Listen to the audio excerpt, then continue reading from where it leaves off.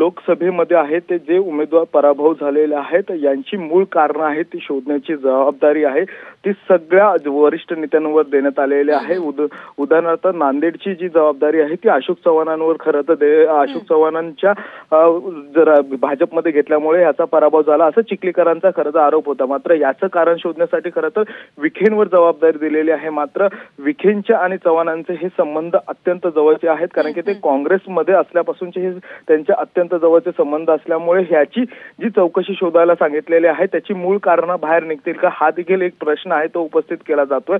त्यांचे संबंध आहेत अशा ठिकाणीच काही नेत्यांना आहे त्यांची त्या लोकसभेची आहे ती कारणं शोधण्यासाठी सांगितलेले आहे। त्यामुळे अशामुळे कुठेतरी भाजपला याचा पुन्हा एकदा फटका बसू शकतो का अशी देखील एक चर्चा आहे ती संबोधली जाते। त्यामुळे पुन्हा एकदा हे निरीक्षक बदली करतात का हे देखील पाहणं गरजेचं आहे। या संदर्भात सगळे अपडेट्स तुमच्याकडनं जाणून घेत राहणार आहोत। तुर्तास धन्यवाद गणेश दिलेल्या या सविस्तर माहितीसाठी।